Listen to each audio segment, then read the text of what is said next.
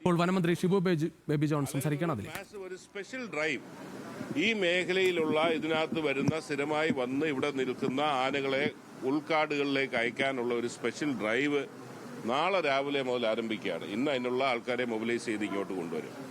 അതോടൊപ്പം തന്നെ ഇത് ചെയ്യുന്നതിനോടൊപ്പം ഇവിടെ മുൻകാലങ്ങളിൽ MLA-മാർ മുൻകൈ എടുത്ത് പല പദ്ധതികളും പ്രഖ്യാപിച്ചിട്ടുണ്ട്. പക്ഷെ അത് പൂർണ്ണതയിലേക്ക് എത്തിയില്ല. ഈ ആനകളെ ഓടിക്കുന്ന മൃഗങ്ങളെ ഓടിക്കുന്നതിനോടൊപ്പം തന്നെ ഇതിന്റെ സോളാർ വേലികളും അല്ലെങ്കിൽ ഹാങ്ങിങ് ഫെൻസ്, വിവിധ പ്രോജക്റ്റുകൾ ഇതിന് സമാന്തരമായി തന്നെ അതുകൂടെ ഫോർട്ടിഫൈ ചെയ്യുന്ന, സ്ട്രെങ്തൻ ചെയ്തു പോകുന്ന ഒരു തീരുമാനത്തിലേക്കാണ് നമ്മൾ എത്തിയിരിക്കുന്നത്. ഇതുകൂടാതെ മൂന്നാമത്തെ ഏറ്റവും സുപ്രധാനമായ തീരം ഈ ഫെൻസ് ഇടുന്നത്. ഫെൻസ് ഇപ്പോൾ ഉണ്ട് പല സ്ഥലങ്ങളിലും, ഫംഗ്ഷൻ ചെയ്യുന്നില്ല. ആ ഫെൻസും വനത്തിന്റെ ആ ഗ്യാപ്പിൽ ഒരു 20 മീറ്റർ വിസ്ത ക്ലിയറൻസ് എന്ന് പറഞ്ഞാൽ അതിന്റെ കാട് വെട്ടി ക്ലിയർ ആക്കുന്ന ഒരു തീരുമാനവും ആ 30 കിലോമീറ്ററിലും 20 മീറ്റർ വെച്ച് ക്ലിയർ ആക്കുന്നത്. അന്നേരം ഫെൻസ് തകർക്കാതിരിക്കാൻ അത് കുറച്ച് സഹായകരമാകും. മാത്രവുമല്ല ആന അപ്പുറത്ത് നിൽക്കുന്നൊക്കെ കാണാനുള്ള അവസരവും നമുക്കുണ്ടാകും. പിന്നെ ഇങ്ങനെയാണ് പിന്നെ ചെറിയ ചെറിയ കാര്യങ്ങളിലൂടെ ആവശ്യപ്പെട്ട ജനപ്രതിനിധികൾ ആവശ്യപ്പെട്ട കാര്യങ്ങൾ ചെയ്യാനൊക്കുന്നൊക്കെ ഇവിടെ തീരുമാനിച്ചിട്ടുണ്ട്. ഇത് നമ്മളൊരു ടെസ്റ്റ് കേസായിട്ട് തുടങ്ങുകയാണ്. അതിരപ്പള്ളിയിലെ അതിരൂക്ഷമായ അതിരപ്പള്ളിയിൽ കഴിഞ്ഞ കുറെ നാളുകളായി തന്നെ തുടരുന്ന കാട്ടാന പ്രശ്നത്തിൽ ഇവിടെ നേരിട്ടെത്തി ആളുകളുടെ പ്രശ്നങ്ങൾ കേട്ടതിന് ശേഷം ആ പരിഹാര നിർദ്ദേശങ്ങൾ മന്ത്രി പറയുകയാണ്. എന്തായാലും ഇതിന് ഒരു ഉന്നതതല യോഗം ചേർന്നതിന് ശേഷമുള്ള വിശദീകരണമാണ്. പ്രതിരോധ പദ്ധതി ഉടൻ പ്രഖ്യാപിക്കും. എന്തായാലും ഈ പ്രശ്നം ഒരു വളരെ ഗൗരവമായി തന്നെ കണ്ട് വളരെ പെട്ടെന്ന് തന്നെ പരിഹരിക്കാനുള്ള നീക്കമുണ്ടാക്കും. ഇത് സംസ്ഥാന തലത്തിൽ തന്നെ വിവിധ സ്ഥലങ്ങളിൽ സമാനമായ പ്രശ്നങ്ങളുണ്ട്.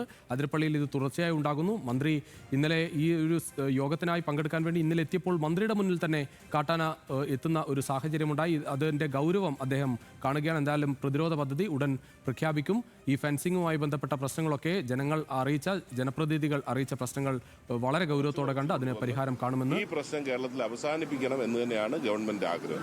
പദ്ധതികൾ ആസൂത്രണം ചെയ്യുമ്പോഴും നമ്മൾ അഡ്രസ് ചെയ്യപ്പെടാതെ പോകുന്ന ഒരു വിഷയം ഈ സേനയിലെ മാൻ പവറിന്റെ ഷോർട്ടേജാണ്. അത് ഏത് നിലയിലായിരിക്കും പരിഹാരം?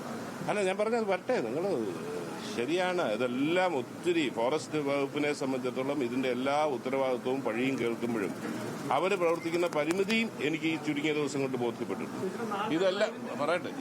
ഇതിനെല്ലാം കൂടെ പരിഹാരം ഉണ്ടാകുന്നതായിരിക്കും ടോട്ടൽ പാക്കേജ്. നാളെ ഒരു ഉദ്യോഗസ്ഥനെ സീനിയർ ഉദ്യോഗസ്ഥനെ ചുമതലപ്പെടുത്തിയിട്ടുണ്ട്. ഒരു സ്പെഷ്യൽ ടീമായിട്ട് ഇപ്പോൾ ഉദ്ദേശിക്കുന്ന 100ഓളം പേരെയാണ് പുറത്തുനിന്ന്. 100ഓളം പേര് അവരാവശ്യമുള്ള എക്യുപ്മെന്റ്സും സയന്റിഫിക്കായി കാര്യങ്ങൾ ചെയ്യാനുള്ള എല്ലാ സംവിധാനവും ചെയ്തുകൊണ്ടുള്ള ഒരു ഡ്രൈവാണ് നാളെ മുതൽ തുടങ്ങുന്നത്. നോക്കാം. അതുകൊണ്ട് പൂർണ്ണ പരിഹാരമാവത് ഞാൻ പറയുന്നില്ല. നമുക്കൊന്ന് ശ്രമം നടത്തി നോക്കാം. നിങ്ങളുടെ സഹകരണം കൂടെ ഉണ്ടാകട്ടെ. അത് പിന്നെ വനത്തിനകത്ത് പോയി കഴിഞ്ഞാൽ അത് ഉണ്ടാവുമല്ലോ.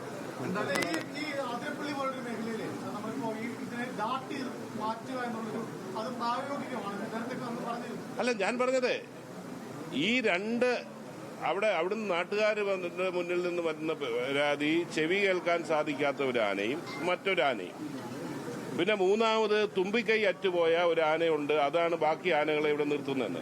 ഇത് പരിശോധിക്കാനും മറ്റ് 2 ആനകളെ സംബന്ധിച്ചിടത്തോളം അതിനെ ഐഡന്റിഫൈ ചെയ്ത് അതിനെ അവിടുന്ന് മാറ്റുന്നതിനുള്ള തീരുമാനം രാവിലെ തന്നെ പറഞ്ഞു കഴിഞ്ഞു. അതിന്റെ ഏത് രീതി ഡാട്ട് ചെയ്യുന്നോ ഇല്ലയോ എന്നൊക്കെ അത് പോട്ടെ, അതൊക്കെ രാജ്യത്ത് നിയമങ്ങളുണ്ട്. പക്ഷെ ഏത് നിയമം ഉണ്ടെങ്കിലും ഈ ഗവൺമെന്റിനെ സംബന്ധിച്ചിടത്തോളം അസന്നിഗ്ധമായി പറയാൻ ആഗ്രഹിക്കുന്നു, മനുഷ്യന്റെ ജീവനും സ്വത്തിനുമാണ് ഫസ്റ്റ് പ്രയോറിറ്റി.